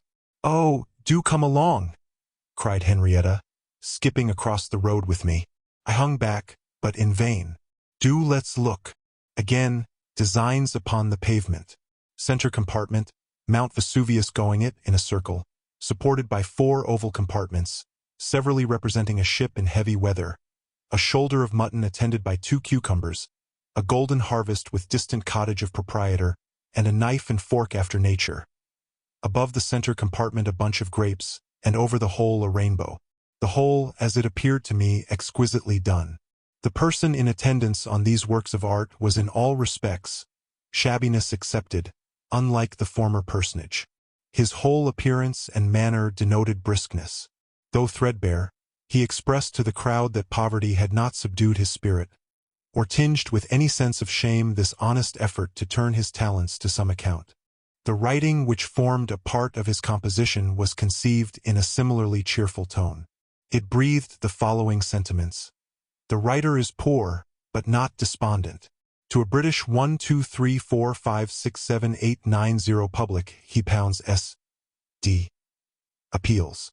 Honor to our brave army, and also 09876543321 to our gallant navy. Britons strike the ABCDEFG writer in common chalks would be grateful for any suitable employment home. Hurrah! The whole of this writing appeared to me to be exquisitely done. But this man, in one respect like the last, though seemingly hard at it with a great show of brown paper and rubbers, was only really fattening the downstroke of a letter here and there, or blowing the loose chalk off the rainbow, or toning the outside edge of the shoulder of mutton. Though he did this with the greatest confidence, he did it, as it struck me, in so ignorant a manner, and so spoilt everything he touched, that when he began upon the purple smoke from the chimney of the distant cottage of the proprietor of the Golden Harvest, which smoke was beautifully soft, I found myself saying aloud, without considering of it, "Let that alone, will you?" "Hello!" said the man next me in the crowd, jerking me roughly from him with his elbow. "Why didn't you send a telegram? If we had known you was coming, we'd have provided something better for you. You understand the man's work better than he does himself, don't you? Have you made your will? You're too clever to live long." "Don't be hard upon the gentleman, sir," said the person in a dance on the works of art, with a twinkle in his eye as he looked at me. "He may chance to be an artist himself. If so, sir, he will have a fellow feeling with me, sir, when I—" He adapted his action to his words as he went on, and gave a smart slap of his hands between each touch, working himself all the time about and about the calm position. "When I lighten the bloom of my grapes, shade off the orange in my rainbow, dot the eye of my Britons, throw a yellow light into my cowcumber, insinuate another morsel of fat into my shoulder of mutton, dart another zigzag flash of lightning at my ship in distress." He seemed to do this so neatly, and was so nimble about it, that the halfpence came flying in. "Thanks, generous public, thanks," said the professor. "You will stimulate me to further exertions. My name will be found in the list of British painters yet. I shall do better than this with encouragement. I shall indeed." "You never can do better than that bunch of grapes," said Henrietta. "Oh, Thomas, them grapes. Not better than that, lady? I hope for the time when I shall paint anything but your own bright eyes and lips equal to life." "Thomas, did you ever? But it must take a long time, sir," said Henrietta, blushing, "to paint equal to that." "I was prentice to it, miss," said the young man, smartly touching up the composition. "Prentice to it in the caves of Spain and Porting, ever so long and 2 year over." There was a laugh from the crowd, and a new man who had worked himself in next me said, "He's a smart chap too, ain't he?" "And what a eye!" exclaimed Henrietta softly. "Ah, he need have a eye," said the man. "Ah, he just need," was murmured among the crowd. "He couldn't come that air-burning mountain without a eye," said the man. He had got himself accepted as an authority, somehow, and everybody looked at his finger as it pointed out Vesuvius. To come that effect in a general illumination would require a eye, but to come it with 2 dips, why, it's enough to blind him. That impostor, pretending not to have heard what was said, now winked to any extent with both eyes at once, as if the strain upon his sight was too much, and threw back his long hair. It was very long, as if to cool his fevered brow. I was watching him doing it, when Henrietta suddenly whispered, "Oh, Thomas, how horrid you look," and pulled me out by the arm. Remembering Mr. Click's words, I was confused when I retorted, "What do you mean by horrid?" "Oh, gracious! Why, you looked," said Henrietta, "as if you would have his blood." I was going to answer, "So I would, for 2pence from his nose," when I checked myself and remained silent. We returned home in silence. Every step of the way, the softer sentiments that had flowed ebbed 20 miles an hour. Adapting my conduct to the ebbing, as I had done to the flowing, I let my arm drop limp, so as she could scarcely keep hold of it, and I wished her such a cold good night at parting, that I keep within the bounds of truth when I characterize it as a raspier. In the course of the next day I received the following document. "Henrietta informs Thomas that my eyes are open to you. I must ever wish you well, but walking and us is separated by an unfarmable abyss. One so malignant to superiority, oh, that look at him, can never conduct. Henrietta, P.S. to the altar." Yielding to the easiness of my disposition, I went to bed for a week after receiving this letter. During the whole of such time, London was bereft of the usual fruits of my labor. When I re-summed it, I found that Henrietta was married to the artist of Piccadilly. Did I say to the artist? What fell words were those? expressive of what a galling hollowness, of what a bitter mockery. I am the artist. I was the real artist of Piccadilly. I was the real artist of the Waterloo Road. I am the only artist of all those pavement subjects which daily and nightly arouse your admiration. I do am, and I let am out. The man you behold with the papers of chalks and the rubbers, touching up the downstrokes of the writing and shading off the salmon. The man you give the credit to, the man you give the money to hires, yes, and I live to tell it, hires those works of art of me, and brings nothing to em but the candles. Such is genius in a commercial country. I am not up to the shiv airing, I am not up to the liveliness, I am not up to the wanting employment in an office move. I am only up to originating and executing the work, in consequence of which you never see me. You think you see me when you see somebody else, and that somebody else is a mere commercial character. The one seen by Self and Mr. Click in the Waterloo Road can only write a single word, and that I taught him, and its multiplication, which you may see him execute upside down because he can't do it the natural way. The one seen by Self and Henrietta by the Green Park railings can just smear into existence the two ends of a rainbow, with his cuff and a rubber, if very hard put upon making a show, but he could no more come the arch of the rainbow to save his life than he could come the moonlight, fish, volcano, shipwreck, mutton, hermit, or any of my most celebrated effects. To conclude as I began, if there's a blighted public character go ng, I am the party.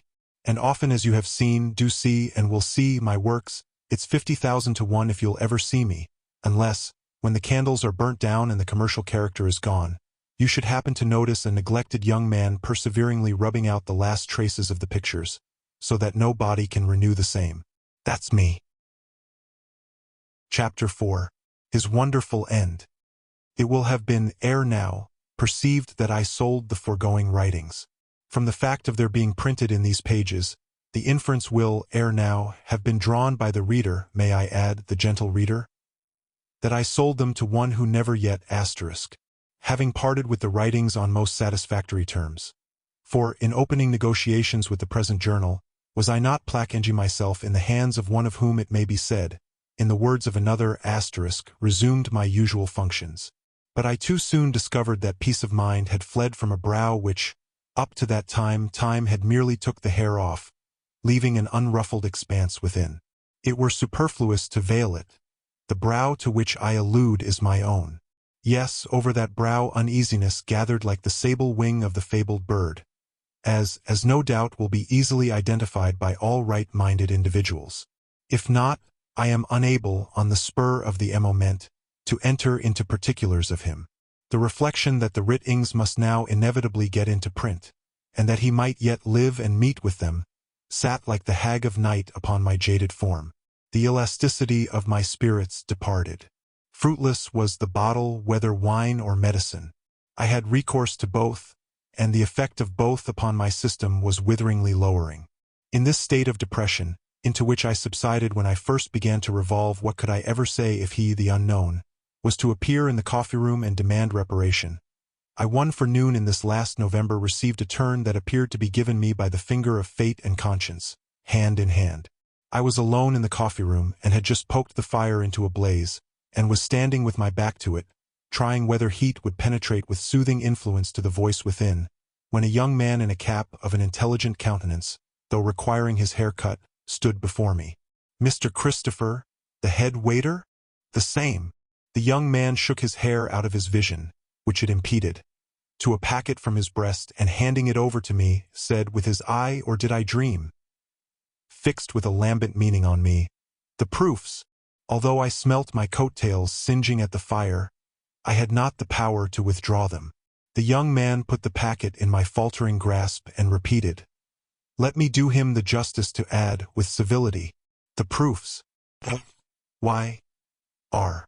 With those words he departed. Why, are? And you remember, was that his meaning? At your risk, were the letters short for that reminder? Anticipate your retribution. Did they stand for that warning? Audacious youth, repent? But no, for that AO was happily wanting, and the vowel here was A. I opened the packet, and found that its contents were the foregoing writings printed just as the reader, may I add the discerning reader, peruses them. In vain was the reassuring whisper, OIR all the year round. It could not cancel the proofs. Too appropriate name. The proofs of my having sold the writings. My wretchedness daily increased. I had not thought of the risk I ran, and the defying publicity I put my head into, until all was done, and all was in print. Give up the money to be off the bargain and prevent the publication I could not. My family was down in the world, Christmas was coming on, a brother in the hospital and a sister in the rheumatics could not be entirely neglected. And it was not only ins in the family that had told on the resources of one unaided waitering.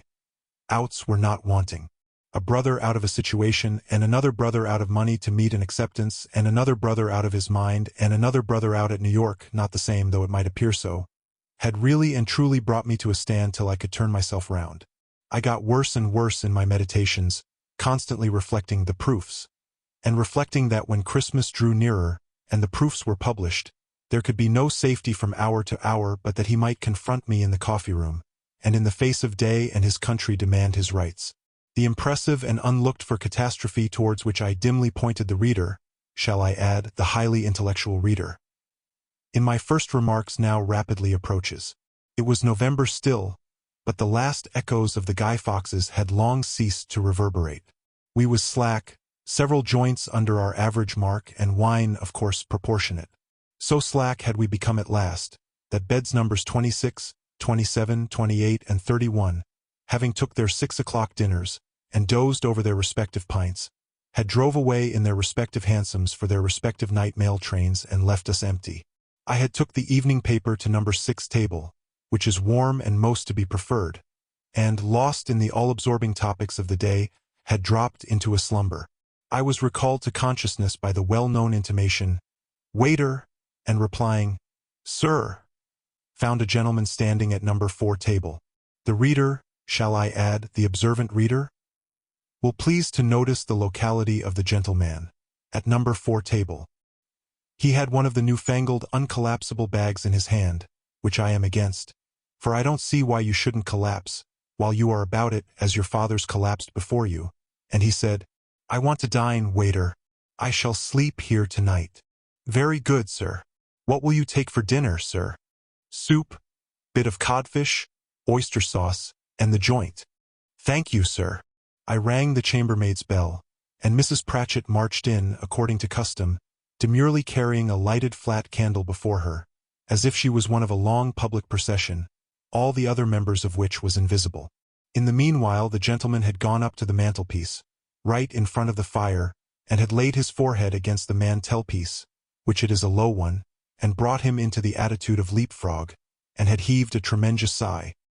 His hair was long and lightish, and when he laid his forehead against the mantelpiece, his hair all fell in a dusty fluff together over his eyes, and when he now turned round and lifted up his head again, it all fell in a dusty fluff together over his ears. This give him a wild appearance, similar to a blasted heath. Oh, the chambermaid! Ah, he was turning something in his mind. To be sure. Yes. I won't go upstairs now if you will take my bag. It will be enough for the present to know my number. Can you give me 24B? Oh, conscience! What a adder art thou!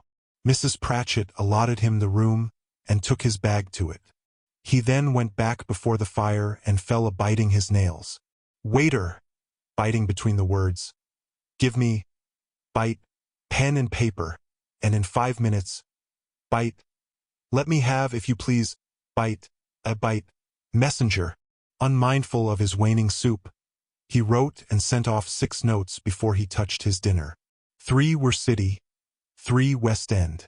The City letters were to Cornhill, Ludgate Hill, and Farringdon Street. The West End letters were to Great Marlborough Street, New Burlington Street, and Piccadilly. Everybody was systematically denied at every one of the 6 places, and there was not a vestige of any answer. Our light porter whispered to me, when he came back with that report, "All booksellers." But before then he had cleared off his dinner and his bottle of wine. He now marked the concurrence with the document formerly given in full, knocked a plate of biscuits off the table with his agitated elbier, but without breakage, and demanded boiling brandy and water. Now fully convinced that it was himself, I perspired with the utmost freedom. When he became flushed with the heated stimulant referred to, he again demanded pen and paper, and passed the succeeding 2 hours in producing a manuscript which he put in the fire when completed. He then went up to bed, attended by Mrs. Pratchett. Mrs. Pratchett, who was aware of my emotions, told me, on coming down, that she had noticed his eye rolling into every corner of the passages and staircase, as if in search of his luggage, and that, looking back as she shut the door of 24B, she perceived him with his coat already thrown off, immersing himself bodily under the bedstead, like a chimney sweep before the application of machinery. The next day, I forbear the horrors of that night, was a very foggy day in our part of London, insomuch that it was necessary to light the coffee-room gas. We was still alone, and no feverish words of mine can do justice to the fitfulness of his appearance as he sat at number 4 table, increased by there being something wrong with the meter. Having again ordered his dinner, he went out, and was out for the best part of 2 hours. Inquiring on his return whether any of the answers had arrived, and receiving an unqualified negative, his instant call was for mulligatawny, the cayenne pepper, and orange brandy. Feeling that the mortal struggle was now at hand, I also felt that I must be equal to him, and with that view resolved that whatever he took I would take. Behind my partition, but keeping my eye on him over the curtain, I therefore operated on mulligatawny, cayenne pepper, and orange brandy. And at a later period of the day, when he again said, "Orange brandy," I said so too in a lower tone to George, my second lieutenant. My first was absent on leave, who acts between me and the bar. Throughout that awful day he walked about the coffee-room continually. Often he came close up to my partition, and then his eye rolled within, too evidently in search of any signs of his luggage. 6:30 came, and I laid his cloth. He ordered a bottle of Old Brown. I likewise ordered a bottle of Old Brown. He drank his. I drank mine, as nearly as my duties would permit, glass for glass against his. He topped with coffee and a small glass. I topped with coffee and a small glass. He dozed. I dozed. At last, "Waiter!" and he ordered his bill. The moment was now at hand when we two must be locked in the deadly grapple. Swift as the arrow from the bow, I had formed my resolution. In other words, I had hammered it out between 9 and 9. It was that I would be the first to open up the subject with a full acknowledgment, and would offer any gradual settlement within my power. He paid his bill, doing what was right by attendance, with his eye rolling about him to the last for any tokens of his luggage. One only time our gaze then met, with the lustrous fixedness, I believe I am correct in imputing that character to it, of the well-known basilisk. The decisive moment had arrived. With a tolerable steady hand, though with humility, I laid the proofs before him. "Gracious heavens!" he cries out, leaping up and catching hold of his hair. "What's this? Print?" "Sir," I replied in a calming voice, and bending forward, "I humbly acknowledge to being the unfortunate cause of it, but I hope, sir, that when you have heard the circumstances explained, and the innocence of my intentions." To my amazement, I was stopped short by his catching me in both his arms, and pressing me to his breastbone, where I must confess to my face, and particular nose, having undergone some temporary vexation from his wearing his coat buttoned high up, and his buttons being uncommon hard. "Ha! Ha! Ha!" he cries, releasing me with a wild laugh, and grasping my hand. "What is your name, my benefactor?" "My name, sir," I was crumpled and puzzled to make him out, "is Christopher, and I hope, sir, that as such when you've heard my in print," he exclaims again, dashing the proofs over and over as if he was bathing in them. "In print! Oh, Christopher, philanthropist, nothing can recompense you, but what sum of money would be acceptable to you?" I had drawn a step back from him, or I should have suffered from his buttons again. "Sir, I assure you, I have been already well paid, and—" "No, no, Christopher, don't talk like that. What sum of money would be acceptable to you, Christopher? Would you find £20 acceptable, Christopher?" However great my surprise, I naturally found words to say, "Sir, I am not aware that the man was ever yet born without more than the average amount of water on the brain as would not find £20 acceptable. But, extremely obliged to you, sir, I'm sure. for he had tumbled it out of his purse and crammed it in my hand in 2 banknotes. "But I could wish to know, sir, if not intruding, how I have merited this liberality." "Know then, my Christopher," he says, "that from boyhood's hour I have unremittingly and unavailingly endeavored to get into print. Know, Christopher, that all the booksellers alive and several dead have refused to put me into print. Know, Christopher, that I have written unprinted reams. But they shall be read to you, my friend and brother. You sometimes have a holiday." Seeing the great danger I was in, I had the presence of mind to answer, "Never." To make it more final, I added, "Never, not from the cradle to the grave." "Well," says he, thinking no more about that and chuckling at his proofs again, "but I am in print. The first flight of ambition emanating from my father's lowly cot is realized at length. The golden bough," he was getting on, "struck by the magic hand, has emitted a complete and perfect sound. When did this happen, my Christopher?" "Which happened, sir?" "This." He held it out at arm's length to admire it. "This parent." When I had given him my detailed account of it, he grasped me by the hand again and said, "Dear Christopher, it should be gratifying to you to know that you are an instrument in the hands of destiny. Because you are." A passing something of a melancholy cast put it into my head to shake it, and to say, "Perhaps we all are." "I don't mean that," he answered. "I don't take that wide range. I confine myself to the special case. Observe me well, my Christopher. Hopeless of getting rid, through any effort of my own, of any of the manuscripts among my luggage, all of which, send them where I would, were always coming back to me. It is now some 7 years since I left that luggage here on the desperate chance, either that the too faithful manuscripts would come back to me no more, or that someone less accursed than I might give them to the world. You follow me, my Christopher?" "Pretty well, sir." I followed him so far as to judge that he had a weak head, and that the orange, the boiling, and Old Brown combined was beginning to tell. The Old Brown, being heady, is best adapted to seasoned cases. Years elapsed, and those compositions slumbered in dust.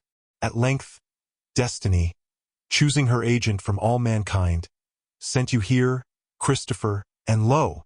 The casket was burst asunder, and the giant was free. He made hay of his hair after he said this, and he stood a tiptoe.